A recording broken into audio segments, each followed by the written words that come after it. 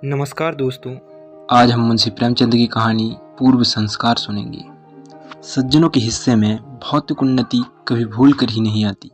राम टहल बिलासी, दुर्व्यसनी, चरित्रहीन आदमी थे, पर संसारिक व्यवहारों में चतुर, सूद ब्याज के मामले में दक्ष और मुकदमे अदालत में कुशल थे। उनका धन बढ़ता था, सभी उसके आयामी थे। उधर उन्हीं के छोटे भाई शिव टहल साधु भक्त, धर्मपरायण और परोपकारी जीव थे। उनका धन घटता जाता था। उसके द्वार पर 2-4 अतिथि बने रहते थे। बड़े भाई का सारे मोहल्ले पर दबाव था। जितने नीच श्रेणी के आदमी थे, उनका हुक्म पाते ही फौरन उनका काम करते थे। उसके घर की मरम्मत बेगार में हो जाती थी। रड़ी कुजड़ी साग भाजी भेंट में दी जाती। रड़ी ग्वाला उन्हें बाजार भाव से डेढ़ा दूध देता। छोटा भाई का किसी पर रौब न था। साधु संत आते और इच्छापूर्ण भोजन करके अपनी राह लेते। 2-4 आदमियों को रुपया उधार दिया भी तो सूद की लालच से नहीं, बल्कि संकट से छुड़ाने के लिए। कभी जोर देकर तकाजा न करते कि कहीं उन्हें दुख न हो।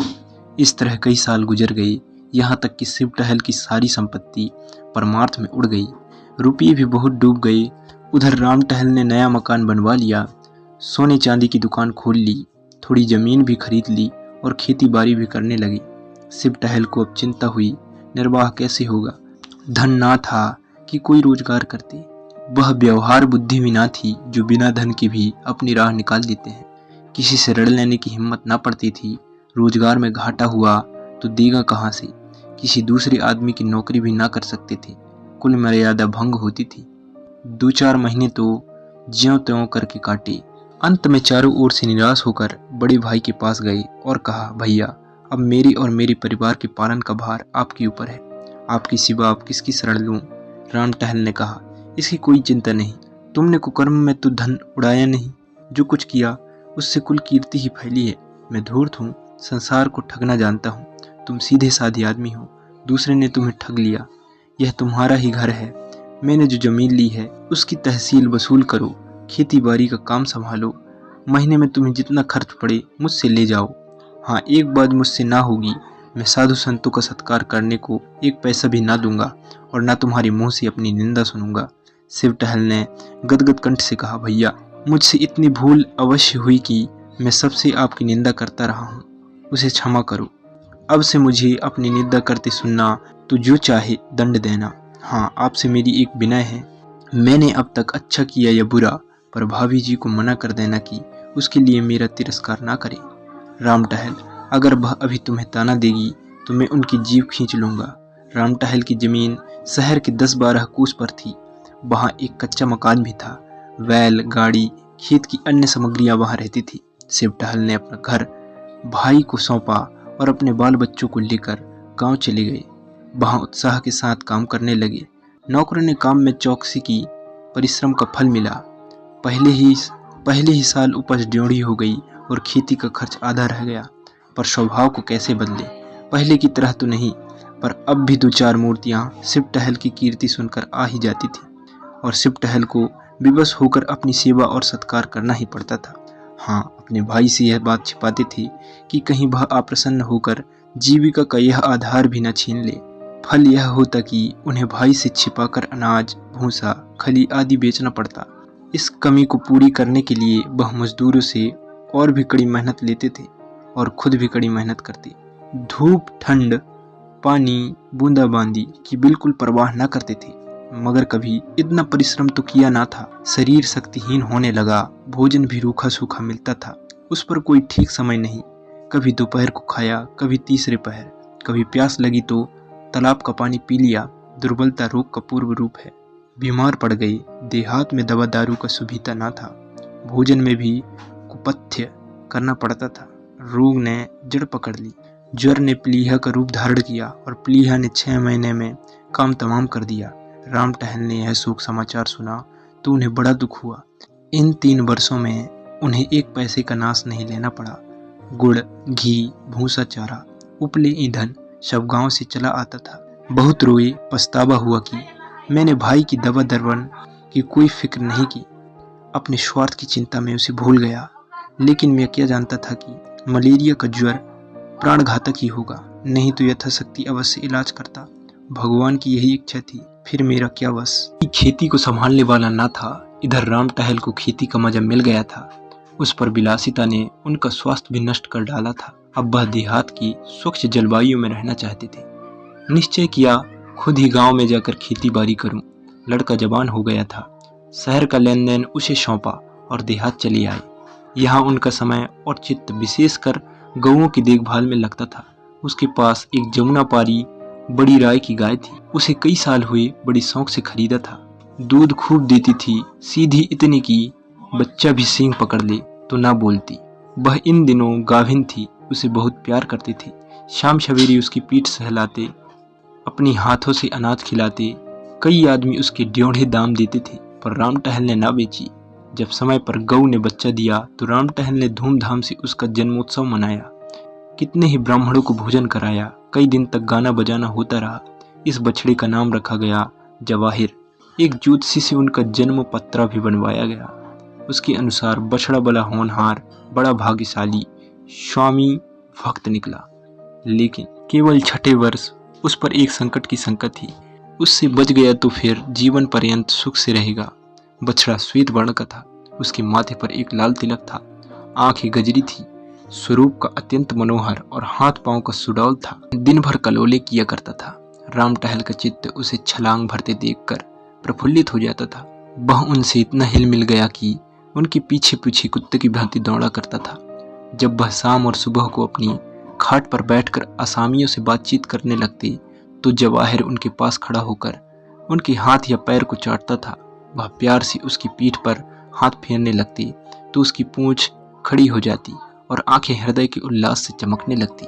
राम टहल को भी उससे इतना स्नेह था कि जब तक वह उसके सामने चौके में ना बैठा हो, भोजन में स्वाद न मिलता। वह उसे बहुधा गोद में चिपटा लिया करते। उसके लिए चांदी का हार, रेशम फूल, चांदी की झांझें बनवाई। एक आदमी उसे नित्य नहलाता और झाड़ता पहुँचता रहता था। जब कभी वह किसी काम से दूसरे गांव में चले जाते तो उन्हें घोड़े पर आते देखकर जवाहर कुलेले मारता हुआ उसके पास पहुंच जाता और उसके पैरों को चाटने लगता। पशु और मनुष्य में यह पिता पुत्र सा प्रेम देखकर लोग चकित हो जाते। जवाहिर की अवस्था 2.5 वर्ष की थी। राम टहल ने उसे अपनी सवारी की बहली के लिए निकालने का निश्चय किया। वह अब बछड़े से बैल हो गया था। उसका ऊंचा डील, गठे हुए अंग, सुदृश्य मांसपेशियां, गर्दन के ऊपर ऊंचा डील, चौड़ी छाती और मस्तानी चाल थी। ऐसी दर्शनीय बैल सारे इलाके में ना थी। बड़ी मुश्किल से उसका बांधा मिला, पर देखने वाले साफ कहते थे कि जोड़ नहीं मिला। रुपये आपने बहुत खर्च किए हैं, पर कहाँ जवाहिर और कहाँ यह, कहाँ लैंप और कहाँ दीपक। पर कौतूहल की बात यह थी कि जवाहिर को कोई गाड़ी वाहन हाँकता तो वह आगे पैर ना उठाता, गर्दन हिला हिला कर रह जाता। मगर जब राम टहल अपना पहगा हाथ में ले लेते और एक बार चुपकार कर कहते चलो बेटा, तो जवाहिर उन्मत्त होकर गाड़ी को ले उड़ता। 2-2 कोस तक बिना रुके एक ही सांस में दौड़ता चला जाता। घोड़े भी उसका मुकाबला न कर सकते। संध्या समय जब जवाहिर नाद में खली और भूसा खा रहा था और राम टहल उसके पास खड़े उसकी मक्खियां उड़ा रहे थे, एक साधु महात्मा आकर द्वार पर खड़े हो गए। राम टहल ने अविनयपूर्ण भाव से कहा, यहाँ क्यों खड़े हो महाराज, आगे जाओ। साधु, कुछ नहीं बाबा, इसी बैल को देख रहा हूँ। मैंने ऐसे सुंदर बैल नहीं देखा। राम टहल घर ही का बछड़ा है। साधु साक्षात देव रूप है। यह कहकर महात्मा जी जवाहिर के निकट गए और उसके खुर चूमने लगे। राम टहल, आपका शुभागमन कहाँ से हुआ? आज यहीं विश्राम कीजिए तो बड़ी दया हो। साधु, नहीं बाबा, क्षमा करो, मुझे आवश्यक कार्य से रेलगाड़ी पर सवार होना है। रातों रात चला जाऊंगा, ठहरने से विलंब होगा। राम टहल, तो फिर और कभी दर्शन होंगे? साधु, हाँ, तीर्थ यात्रा से 3 वर्ष में लौटकर इधर से फिर जाना होगा। तब आपकी इच्छा होगी तो ठहर जाऊंगा। आप बड़े भाग्यशाली पुरुष हैं कि आपके ऐसे देव रूप नंदी की सेवा का अवसर मिल रहा है। इन्हें पशु न समझिए, यह कोई महान आत्मा है। इन्हें कष्ट न दीजिएगा, इन्हें कभी भूल से भी ना मारिएगा। यह कहकर साधु ने फिर जवाहिर के चरणों पर शीश नवाया और चले गए। उस दिन से जवाहिर की और भी खातिर होने लगी। वह पशु से देवता हो गया। राम टहल उसे पहले रसोई के सब पदार्थ खिलाकर तब आप भोजन करते, प्रातःकाल उठकर उसके दर्शन करते, यहाँ तक कि वह उसे अपने बहली में भी न जोतना चाहते। लेकिन जब उनको कहीं जाना होता और बहेली बाहर निकाली जाती तो जवाहिर उसमें जुतने के लिए इतना अधीर और उत्कंठित हो जाता, सिर हिला हिलाकर इस तरह अपनी उत्सुकता प्रकट करता कि राम टहल को विवश होकर उसे जूतना पड़ता। दो एक बार वह दूसरी जोड़ी जूत कर चले तो जवाहिर को इतना दुख हुआ कि उसने दिन भर नान में मुंह नहीं डाला, इसलिए वह अब बिना किसी विशेष कार्य के कहीं जाते ही ना थे। उनकी श्रद्धा देखकर गांव के अन्य लोग ने भी जवाहिर को अन्नग्रास देना शुरू किया। सुबह उसके दर्शन करने तो प्रातः सभी आ जाते थे। इस प्रकार 3 साल और बीते। जवाहिर को 6ठा वर्ष लगा। राम टहल को ज्योतिषी की बात याद आई, कहीं उसकी भविष्यवाणी सत्य ना हो। तय हुआ पशु चिकित्सक की पुस्तकें मंगाकर पढ़ी, पशु चिकित्सक से मिले और कई औषधियां लाकर रखी। जवाहिर को टीका लगवा दिया, कहीं नौकर उसे खराब चारा या गंदा पानी ना खिला पिला दे। इस आशंका से वह अपने हाथों से उसे खोलने बांधने लगे। पशुशाला का फर्श पक्का करा दिया जिससे कोई कीड़ा मकोड़ा न छिप सके। उसे नित्य प्रति खूब धुलवाते भी थे। संध्या हो गई थी। राम टहल नाद के पास खड़े जवाहर को खिला रहे थे कि इतने में सहसा वही साधु महात्मा आ निकले जिन्होंने आज से 3 वर्ष पहले दर्शन दिए थे। राम टहल उन्हें देखते ही पहचान गए। जाकर दंडवत की कुशल समाचार पूछे और उनके भोजन का प्रबंध करने लगे। इतने में अकस्मात जवाहिर ने जोर से डकार ली और धम से भूमि पर गिर पड़ा। राम टहल दौड़े हुए उसके पास आए। उसकी आंखें पथरा रही थी। पहले एक स्नेहपूर्ण दृष्टि उन पर डाली और चित हो गया। राम टहल घबराए हुए घर से दवाएं लाने दौड़े। कुछ समझ में ना आया कि खड़े खड़े इसे क्या हो गया। जब वह घर में से दवाई लेकर निकले तब जवाहिर का अंत हो चुका था। राम टहल शायद अपने छोटे भाई की मृत्यु पर भी इतने शोकातुर ना हुए थे। वह बार बार लोगों के रोकने पर भी दौड़ दौड़ कर जवाहिर के सब के पास जाते और उससे लिपट कर रोते। रात उन्होंने रो रो कर काटी। उसकी सूरत आंखों से न उतरती थी। रह रह कर हृदय में एक वेदना सी होती और शोक में विहाल हो जाते। प्रातःकाल लाश उठाई गई, किंतु राम टहल ने गांव की प्रथा के अनुसार उसे चमारों के हवाले नहीं किया। यथाविधि उसकी दाह क्रिया की, स्वयं आग दी, शास्त्रानुसार सब संस्कार किए। 13वें दिन गांव के ब्राह्मणों को भोजन कराया गया। उक्त साधु महात्मा को उन्होंने अब तक नहीं जाने दिया था। उनकी शांति देने वाली बातों से राम टहल को बड़ी सांत्वना मिलती थी। एक दिन राम टहल ने साधु से पूछा, महात्मा जी, कुछ समझ में नहीं आता कि जवाहिर को कौन सा रोग हुआ था।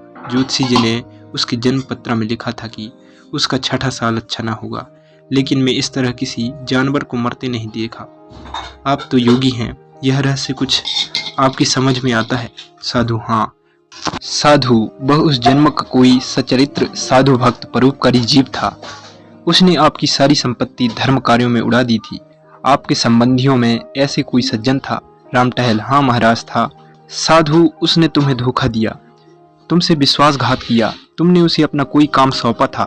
वह तुम्हारी आंखें बचाकर तुम्हारे धन से साधु जनों की सेवा सत्कार किया करता था।